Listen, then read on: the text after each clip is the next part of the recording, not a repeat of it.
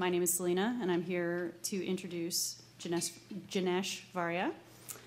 He is a technology evangelist at Amazon, and he talks a lot about the cloud, AWS specifically. And recently I found out he had harnessed the awesome power of the cloud, which all the rest of us generally use to share pictures of our cats, right? That's what we all do. He harnessed the awesome power of the cloud to make a really cute video for his wife for Valentine's Day, because he's that kind of a guy. So today, he is going to share with you a story about architecting for the cloud using AWS CloudFormation and Puppet. So welcome. Good, thank you. That was actually 3.5 years ago that I did that. I use Animoto, which is one of, how many people know about Animoto? Oh, just a few. Check it out, it's pretty cool. Cloud-based video transcoding video service, which actually takes some of your video photographs and takes a soundtrack as well. Based on the cadence of the soundtrack and the pitch and the tone, it actually aligns these photographs and creates a really punchy video, which is really cool to impress your significant other. So anyway, and it's running on Amazon and other things, cool stuff too. I've been in Amazon a little less than now 6 years. I'll be almost 6 years. I've been in Amazon Web Services since then, right from the start. And they have asked me to come here and talk, but really I'm here to listen and learn, as well as get feedback so that I can take it back to my my team members. Just wanted to quickly know how many people are currently using Amazon Web Services? Okay, very cool. How many people are using Puppet and Amazon Web Services? Okay. How many people are know about CloudFormation? Okay. Yeah. So in this talk, Jose and Luke actually wanted me to just go a quick kind of give you a state of the union of the cloud in a 10-minute overview style, and then quickly go into more about CloudFormation and what we are doing sort of in the Puppet land. And in general, if you have any other questions, feel free to ask me as well. This is a great venue to come out and actually learn, as well as take back the feedback to the service teams. So just wanted to give you a quick state of the union side, like what is happening today with AWS. Their scale, expansion, growth, and the ecosystem that's currently powering we discussed some of this at the panel today. So from the scale side, we see lots and lots of customers today running on AWS. We're seeing exponential growth in several parts of the countries. Several different countries as well. We have 190 countries today, and then you're seeing mainly household names that you are familiar with: Netflix, Zynga, and others who have been using the cloud. And the reason I'm really proud of at Amazon is the space of innovation. We have this term or phrase that we use: every day is a launch day. Release early, release often, keep iterating very quickly, and release many features. These are the number of features that we released in 2009. And if you see the 2010, it's grown very rapidly. And I just started running the slide for 2011. And you can see I cannot even fill up the things in my my slide. But the pace of innovation is extremely important, and I believe that understanding the customers and listening to the customers and building that that entire framework in place such that the platform itself scales as well as provides you the services and features that you need. From the growth side of things, I'm really proud of this one, is that each day Amazon is adding equivalent capacities, server, storage, network, that it was adding, that when each day equivalent to Amazon when it was a $2.7 billion company in year 2000. So 5 days from now, it's going to be 5 times what we were at $2.7 billion industry, billion-dollar company. So it's exponential, and it's mainly driven by customers and how we are actually taking advantage of some of the learnings that we can embed, bring higher utilization of our infrastructure, keep the costs low, and keep things very simple so that it is adopted by Servo. Today we have 6 regions. Regions are, as you might know, rings of data centers. Each region has multiple availability zones, often called fault-tolerant zones. We recently launched GovCloud, which is a very specific for government workloads that are having special compliance and security considerations, and as well as FISMA standards that is required. But essentially, companies and others are adopting the cloud because they can go to newer markets, expand their current market to a different geography. So that's another benefit that I see from the cloud side. So that was just the part of what's happening. Now let me give you quickly what is the AWS Cloud Platform, and if you have any questions, feel free to ask me here as well. So regions, availability zones are logical data centers that don't share the same powering, cooling, flood panels, fault lines, and essentially give you a way by which you can create multiple availability zones, multiple multi-AZ applications, so that you have higher availability of your application. Typical use cases and applications that build have at least 2 availability zones redundancy. So whether it's database or whether it's web servers or app servers, they fail over very quickly. Edge locations are our POP servers. You edge cache your static content overall. So on the top of that infrastructure, there are basic building block services. EC2, most of you might know. S3, EBS is a mountable, the hard drive that you can mount onto an EC2 instance. You can get more performance by striping across multiple volumes and having multiple volumes that is connected to the same EC2 instance. Now, we did several enhancements on the network side, and I'm going to talk about that from a context perspective in the next slide. But we introduced, we have elastic load balancing, the software-based load balancing, fault-tolerant by design. So you just quickly start a load balancer without having to worry about managing and maintaining a hardware or even a software load balancer on EC2. You can create that very quickly.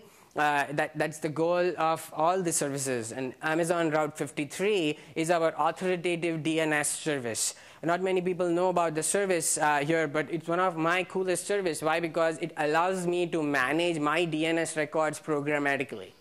And so you can take advantage of Route 53 in a very cool way, and it's very cheap to get started. It's like $1 per month for running a hosted zone and all the records, hosted records that comes in. On the DNS, on the database side, there are lots and lots of cool things that have happened. Amazon RDS, which is our relational database service, today offers MySQL and Oracle as a managed offering. You can get Oracle by the hour, as well as you can get MySQL, which is a very cool way to create high availability databases. There are a variety of different features today, like one-click multi-AZ standby node, so it automatically fails over to another availability zone running a standby synchronous replication, or you can also have read replicas, which are asynchronous replications, and having a standby, having a separate read replica, so you can divert your read traffic to read replicas and have your write traffic going through masters, the existing master. And you can use read replicas as well as the standby node, synchronous replication and asynchronous replications together. One thing which I really like about RDS is that with one click, I can have one command line call. I can move from a 2-core box to a 4-core box. I can add 100 gigabytes of storage or more, up to 1 terabyte of storage with just few clicks and commands. This was not possible before.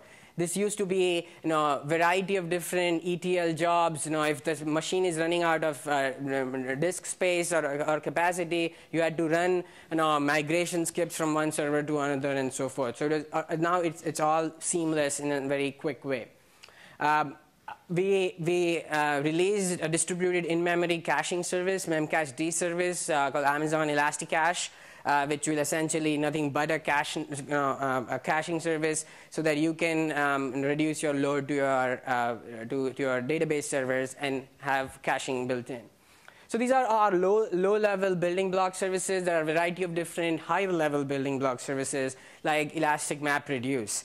It's a hosted Hadoop stack on the top of EC2 and S3, and takes advantage of the parallel computing installation and configuration nightmare for you. So you don't really worry about actually installation, configuration, running a highly distributed job in on-demand infrastructure, and you just focus on your mappers and reducers, while it will instantiate all the infrastructure for you, run the job, crunch all the numbers, and output back the results to S3. So it's a complete cool way to process lots and lots of logs, and it's a big data that you might have. Likewise, there are payments, there is content delivery, there is on-demand workforce by Amazon Mechanical Turk, which you might, some of you might know. There are several other services that actually fill up this whole space, like notifications. So notifications, simple notification service is a simple publisher-subscriber model. You create a topic, you publish your messages onto a topic, and you can get notified to multiple subscribers who have subscribed to that particular topic. Very simple to do, and it's scalable, it's distributed in nature, and so forth. Likewise, simple queue service is a great way to build loosely coupled applications. It's a producer-consumer pattern. There are lots of producers. You shove jobs inside a queue. The queue acts as a buffer, and there are lots of consumers who are actually taking the jobs and processing their jobs for you. Right? So it's a very cool queuing system and other services in it. We released a service called a simple email service, which is essentially a send mail. That's it. That's just one function that it has called send mail. It's a bulk email transaction service that ensures that your deliverability of your email is happening in a progressive ramp up, slowly ramping up to a level, and making sure that your emails are delivered. So these are just a few services that we have on a kind of a building block side. On the cross-service features, and you will see that there are lots and lots of services that we have released this year, which is identity and access management. Identity and access management are a great way to programmatically create users within your same account. You can create a user for a person within your organization, or you can create a user for the service or the application that it's going to use, that the service is going to use behind the scenes. Each user can get policies, and you can create granular permissions based on that. Bob has access to only terminating EC2 instances, while Alice has access to a particular part of the S3 bucket. So you can create these granular policies in JSON and change that, create groups within that within that main account, and then log in on the console and manage that as well. We released authentication and as well as authorization, and now we released federation, so you can connect that to your LDAP repository by simply creating temporary tokens for each user in there. So federation is another one of the key features that lots of enterprises were asking for to connect to their Active Directory, LDAP, and other repositories. CloudWatch is our monitoring service. All the services that you see below are you have an ability to monitor all these services like CPU utilization on an EC2 instance and so forth. I will spend some time talking about deployment and automation. This is the place where we invest the most in going forward, as in understanding how you can leverage the power of all the services with few abstractions. And I'm going to talk about CloudFormation in detail and so forth. There are different ways in which you can access these services. Essentially, there are libraries and SDKs. Now there are single drop jar files and single drop Ruby SDKs that you can take advantage of that will take all the services into consideration, and you can build applications on the top. There are of course, web management consoles, and there are different third-party tools that you can take advantage of as well, and of course, command line tools, which is my favorite to integrate with different applications too. So this is the complete buffet of what Amazon is offering. Everything has an API. Everything is a pay-as-you-go. Everything is you don't have to use all the services. Like not a complete locked package. You can pick and choose the services that you like and build your meal out of the buffet overall. So any questions about this? Okay, cool. So I want to give you a little bit of context. I'm just going to quickly talk about how these services are currently being used in a context of a web application and in a context of a internal corporate IT application. So if you want to build a simple web application, you have a region. Region has multiple availability zone. You spin up few EC2 instances, install web servers, app servers. Based on that, you can have an Amazon RDS MySQL database, which will connect, have a security group around it. You have auto scaling around EC2 instances for web servers or app servers, so that you can do variety of different cool things. First, you can scale up based on your threshold. So if you specify 85% CPU utilization, and if it stays there for 3 minutes, I want to automatically tell Amazon to start this Amazon machine image and start these EC2 instances, connect back to the load balancer so that your new request directly hits the newer instances. So there are auto scaling services are extremely great way to scale your infrastructure, as well as there are other things like minimum fleet size. Maintain a minimum fleet size and maintaining a self-healing infrastructure. If you maintain, let's say, 3 instances, 3 as your auto scaling count, and if it stays below that, if it goes below that, it will automatically start that EC2 instances for you. So we always recommend customers to start an auto scaling group, have an instance in it with at least, let's say, size equal to 1. So it will automatically start that EC2 instance in case the hardware failed. So you're creating these design for failure strategies where you are being proactive with your design and building better architectures. So you store your logs, your static content, your images, your audio, your backups, all in Amazon S3, which is a distributed data store. You edge cache your static content much more closer to your customer through using CDN, CloudFront. You can create with one click a standby instance for your Amazon RDS box. And you can have a load balancer that sits in front of the EC2 instances. Have a Route 53 DNS that will manage your DNS records, and have your static loads as well as your dynamic load coming off. And then there are a variety of different ways you monitor your EC2 instances. You're creating, you're sending email. You're having your catalog and configuration data. I'm going to talk about some of those. But in SimpleDB, which is our NoSQL data store, kind of a key value data store. And you can send variety of different. This is how customers are taking advantage of building web applications in the cloud. Now, we also introduced Elastic Cache, which is caching service that will help you build performance, improve the performance of your applications. So in a flip side, not just web applications, but on the networking aspects, now how does now other services play into picture? And these are more how you can connect your existing enterprise, or how you can connect your existing network, the corporate network, to that of the cloud and take advantage of best of both the worlds. So quickly kind of going on the same thing is you have Amazon AWS region. You have multiple availability zones within that region. You create a VPC that spans across multiple availability zones.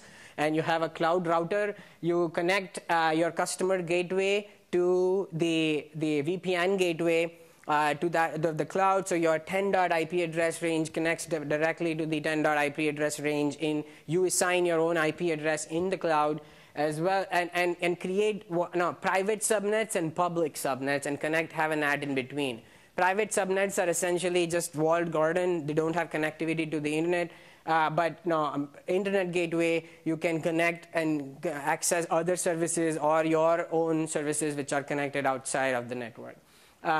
You can have multiple branch offices or your partners connecting to the same VPN gateway and take advantage of this hybrid setup that has been created. And most importantly, we introduce is direct connect location. So essentially, this is a dedicated connectivity to our data centers. If you already have an Equinix router or a box or a relationship with them, it's just like telling them to connect the dots together and have a 10 gig pipe between your EC2 your instances and our network. So this is a great way by which lots of enterprise customers are connecting to the cloud, not only from security purposes but also from of course latency purposes. So this is how customer enterprises have started to use the cloud in a kind of area where they do provide network isolation in a very effective way. So as I mentioned about the cloud, this is evolving, right? And there are all these services. You will see more services in each of these categories coming stay tuned for this year. There are several new services that we have planned in here. So one of the things which I mentioned in the panel earlier was this need for speed, the change that is happening because of the cloud. You can get servers, rip and replace the servers within minutes. You have to consider the amount of time that it takes to install and configure, and that's why automation is extremely important to build. And I really like the whole idea around, yes, DevOps is extremely important, but the question that I really want to ask is, does ops actually have an intimate relationship with the business metrics? Do ops actually drive, do they drive some of the business metrics or not? That's the question that I feel we have to ask. And there are not really any case studies today that I can say that will say the ops has actually driven these many, this is the business metrics there. So if we bridge that particular gap in a cool way, then we will be able to get more value of what DevOps and other important considerations that are happening today. So I believe that DevOps and ops has a direct relationship with business metrics. We want to actually make that the case, and cloud really helps you build that. And I'll give you an example. Why? Because this is again related to elasticity. Elasticity is the fundamental property of the cloud. How many people know about this picture? Who is this? It's the Elastic Man on the Fantastic Four. It was a cool picture. But anyway, the elasticity is a fundamental property of the cloud. And you can have discussions around private cloud and public cloud and other very important discussions. But the fact is that you can turn off your resources and you stop paying for it. It's a fundamental property. And you can build applications such that you can optimize your architecture so that your infrastructure investments are actually optimizing, and you see the cost savings reflected in your next month's bill.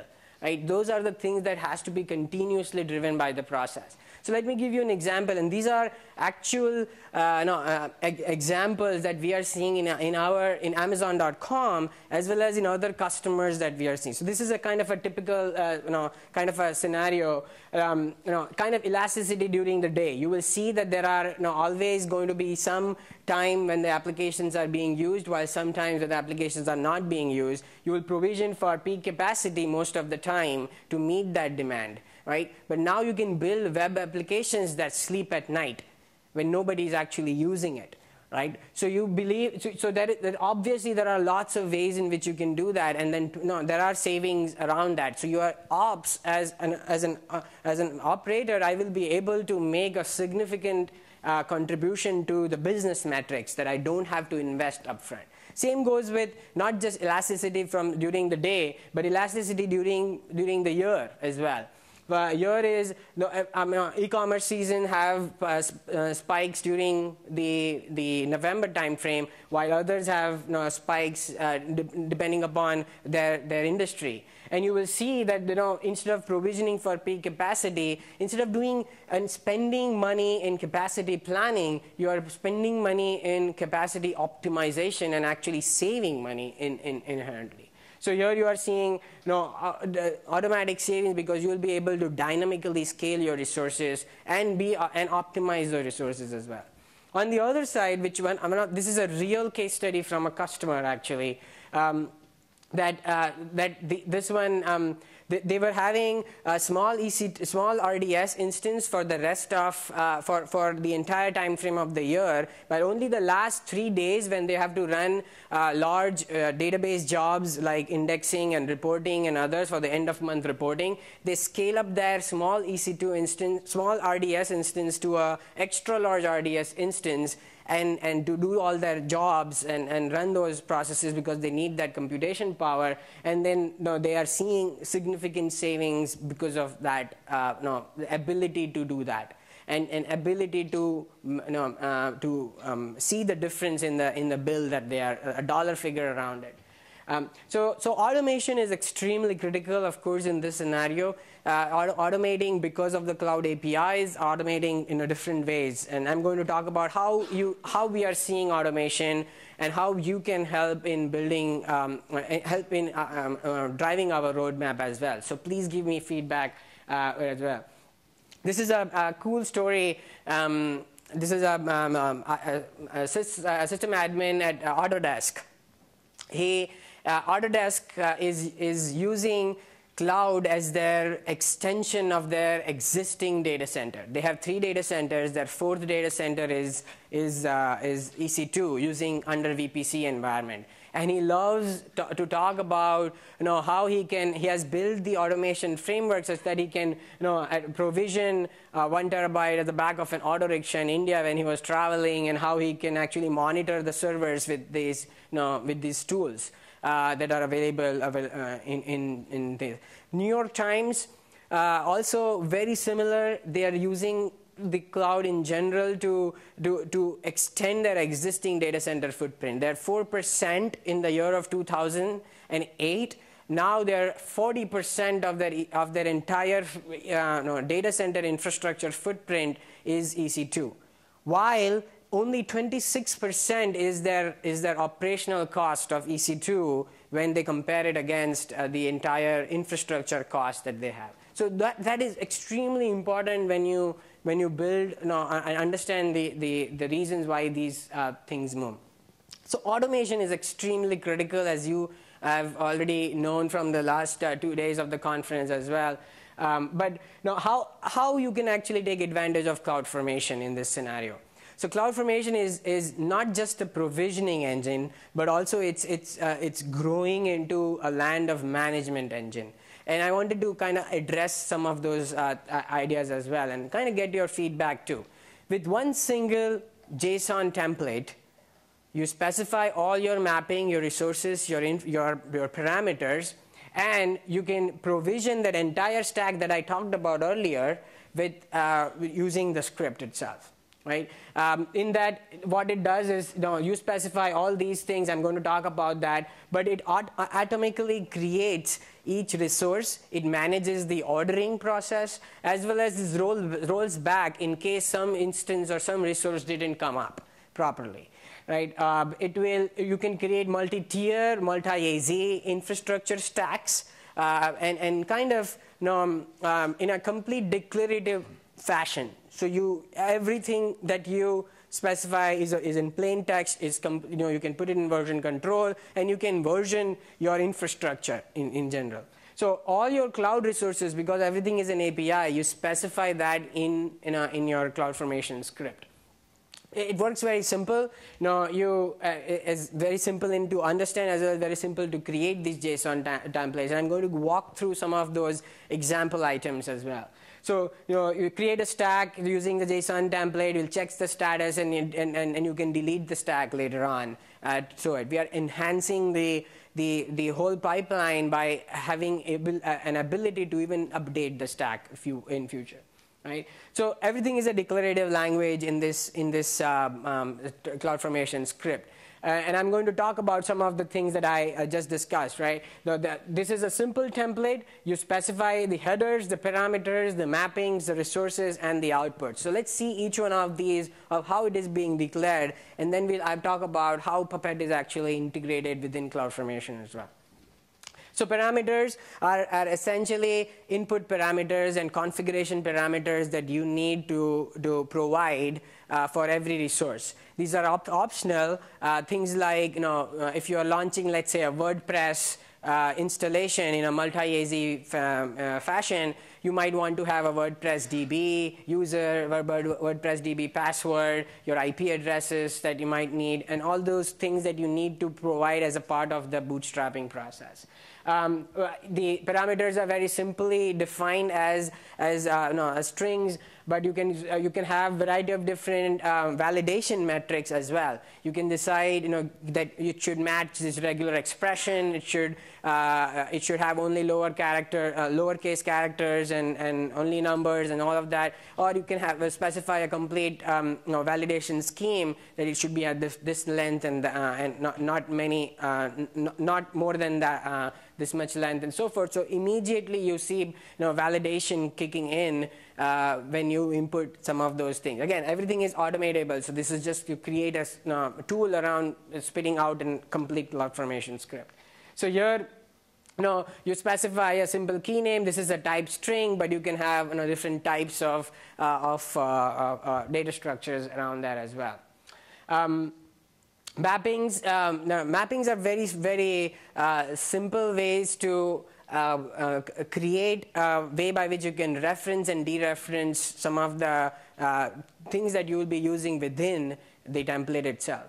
So a simple example is mappings. You create there are 5 regions here available. Each region has your own Amazon machine image. So which is a configuration that you have already done. And you can specify these types of mappings. Like the mappings here is Amazon machine image. The mappings here is what type of EC2 instance you want to actually start off. Right? So all these mappings can be actually referenced back by using find in map. These are functions that we have built that will automatically take based on the region that you are starting your particular EC2 instance, or based on the load balancer that you have started and so forth. So creating such the mappings will help build better resources as well. If you're looking into a variety of different ways of how you can have Puppet mappings converted into, or have a mapping with EC2 instance, with the CloudFormation mappings. So resources, parameters, types that map into in Puppet, how that can be also translated back to CloudFormation and do back and forth as well. So you have a single version of truth where you maintain your manifests or CloudFormation scripts. Right? So resources are essentially anything, any cloud resource, whether it's a load balancer or EC2 instance or a S3 bucket or a SNS topic or a resource. Any resource that you want to create, you can create using a CloudFormation template. It will manage the ordering itself. So if you want to specify a resource as an EBS volume, which is going to be mounted onto an EC2 instance, and you have to create these two resources, you specify that into a CloudFormation template, and it will first create the EC2 instance, then create the EBS volume, and then mount it into that drive as well. So yeah, simply, resources are very simple to explain. Your resources is an EC2 instance. This is a name. Every resource has a type associated. So whether it's EC2 instance or a load balance and so forth. And then you provide properties that go with that particular EC2 instance. So here in this case, for that EC2 instance, I need the key to be connected to. I need the image ID. I need the region from the region map. And I need to send some data, user data, to it. And I'm going to talk about that one as well in a little bit detail.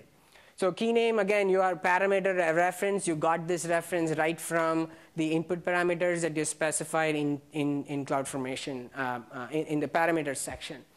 Find map, that as I mentioned, was more about what is the name of the map and what is the intrinsic property that you want to get from that mapping that you have created.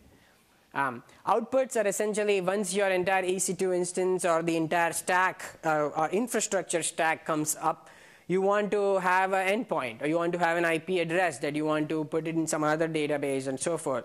So you can create outputs which are very simple, instance ID or availability zone and so forth, and you can take advantage of server tagging features that provides with EC2. So you can say, this is the EC2 instance that had come up. It is tied to this particular cost center of my company, and this is the department that's using it. This is the owner of this particular EC2 instance, and then use server tagging features along with CloudFormation template. So there are very cool, effective ways to, more flexible ways to create that.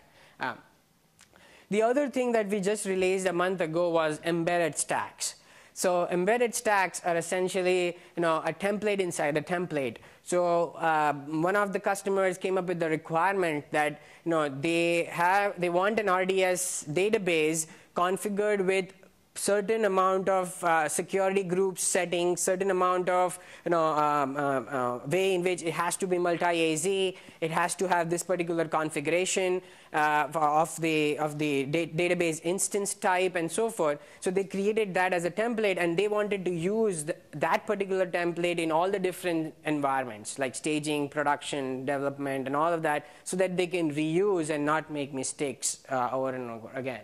So embedded stacks are a great way to embed, kind of create a kind of hierarchical structure. The other thing which was very important for some of the customers, especially in the Puppet category, was custom metadata. You can provide custom metadata on the top of EC2 in CloudFormation script, and then reference that inside the EC2 instance itself. So you can take that custom metadata, and it will take user data features we'll talk about in 2 minutes. But you can mention and specify custom metadata inside the CloudFormation script. So standardizing application stacks, whether it's Ruby on Rails or Java stack or any of these stacks, you always want, the cloud provides you the ability to standardize stacks. Now that you have a way by which you can automate infrastructure stacks, you want to go on the application stack or what needs to be installed, and then Puppet works really well here, and I'll talk about some of that. So bootstrapping applications with CloudFormation and Puppet has been one of the primary requirements that we are listening from lots of customers that are out there. In this, I had several pizza models that I like to use as an analogy. There are 3 types of pizza models, right? The first one is a frozen pizza model, and here, they basically take that entire stack, build an Amazon machine image, and then maintain an inventory of Amazon machine image.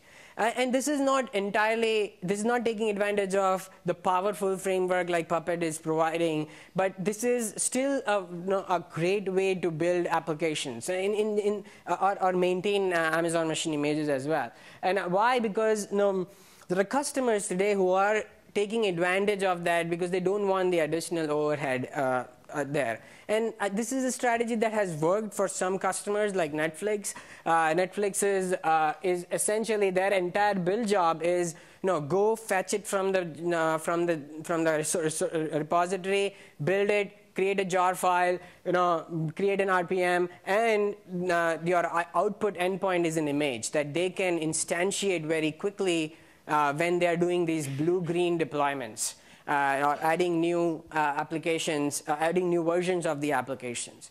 So their process ends at building an Amazon machine image. They maintain lots of Amazon machine images depending upon their release schedule, so forth. So it's a great strategy to have, and they feel that's one way to build, and what I call the frozen pizza. It's difficult to maintain these Amazon machine image, you have to recreate this Amazon machine image, and the blog actually mentions that they cannot afford the overhead, and they cannot afford the boot time it takes to launch an EC2 instance dynamically by installing all the tools. So they are creating Amazon machine images all the time. So that strategy also works.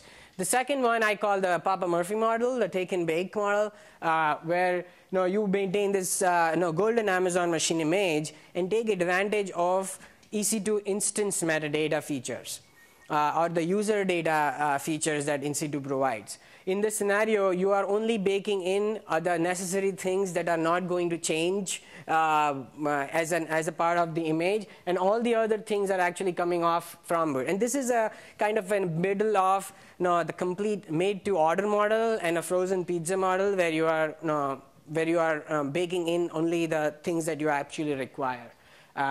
So this case also works well.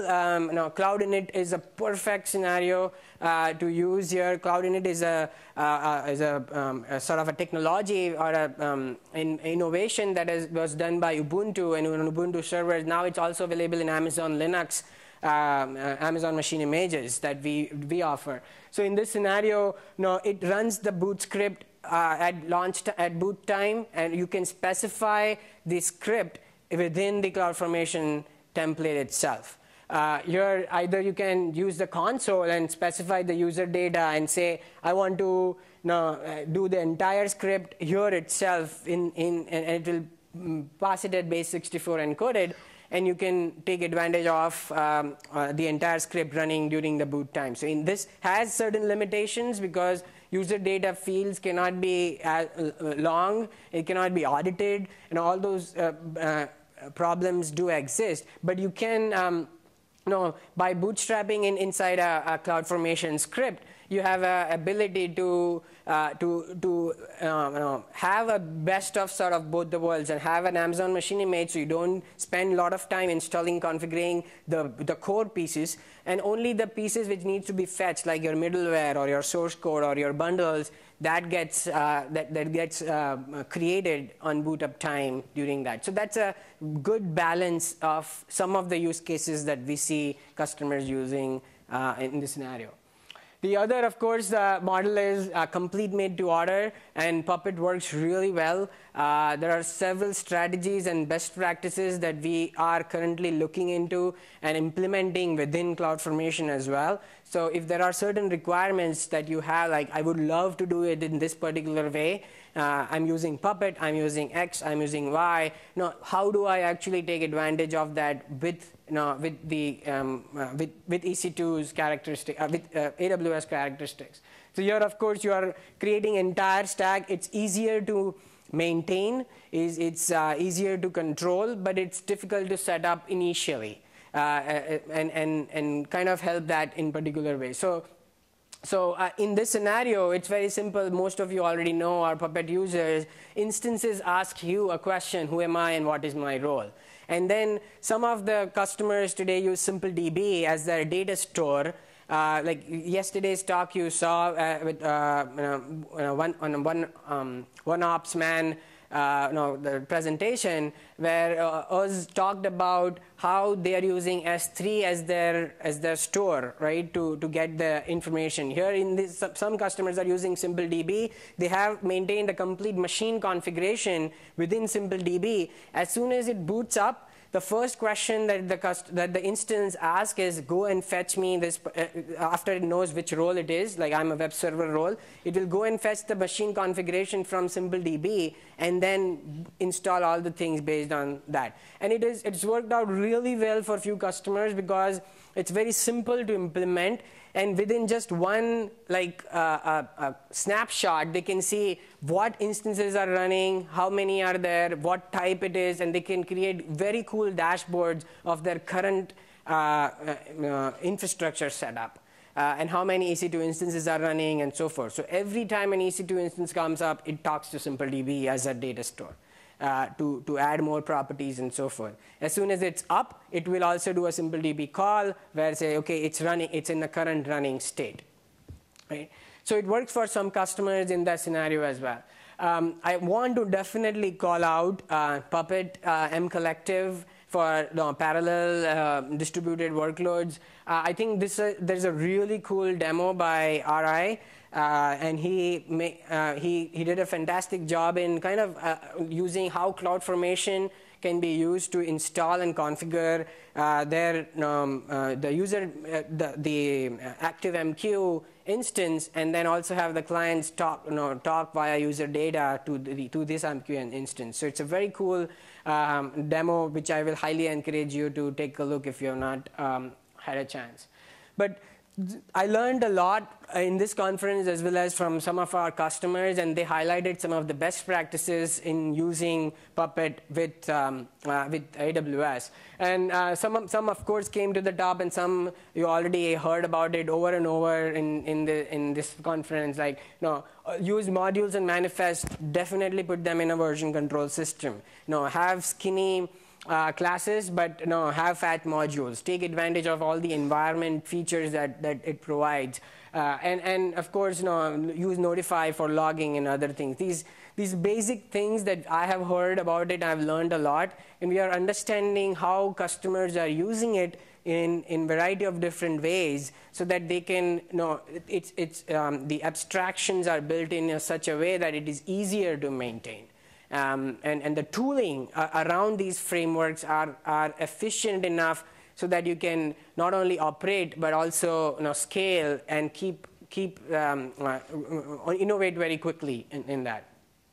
So these are some of the basic things that we have heard over and over again, and we are understanding customers coming in. So I talked about 3 models. It's easier to set up, but more difficult to. Easier to set up as you go up, and kind of more easier to control as you go down. 3 different ways in which customers are taking advantage of it. I also want to emphasize the fact that we have different types of investments in tooling, and CloudFormer is one of the tools that you could use that will take an existing running instance and create a CloudFormation script out of that. So you can take advantage of these toolings, these tools that we have built to start as a starting point of your CloudFormation scripts. And it works really well, especially when you have an instance running in one region, and you also like to have the similar instance running in other parts of the world, in other regions as well. There are other tools that we are building which will help you build migration, Amazon Machine Images across regions as well. And these are all different ways in which you could take advantage of in a high scalability environment where you have instances coming up all the time, and you want to scale down as well as scale up in an effective way. So one last thing which I wanted to talk, I alluded to in my panel, is there are these newer ways to be more productive. And I want to emphasize the fact of proactive and optimization as well. Proactive, how you can continuously optimize as well as see a significant contribution or your reduction in your next month's bill.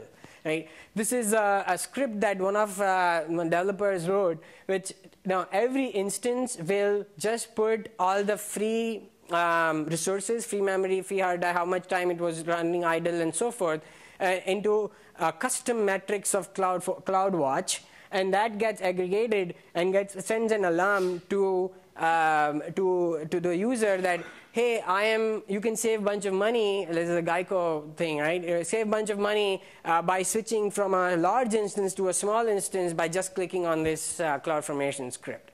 So these are things that we are seeing happening in the platform that are more proactive in nature. Like this, you can connect that to design for failures characteristic as well. Your instance is getting degraded. How do you actually migrate and keep ready in case you have a failure and so forth? So keep all the things ready, building these automation tools in there. So just wanted to kind of put this seed out there, plant a seed that there are these innovative, proactive ways in which you can optimize your infrastructure ahead of time.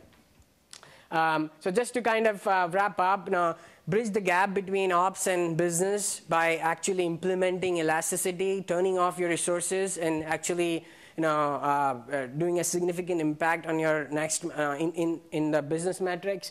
And we are actively seeking feedback about CloudFormation, Puppet, and how would you able to use some of those resources in a most effective way, in the right way, and so forth. So anyway, this is my email address, just in case if you would like to get in touch with me, and my Twitter handle. Please send me feedback. I'm always hungry for feedback, and thank you very much for listening. I would love to take questions if you have any. Yeah, I'm sorry, there's only like 3 minutes. Okay.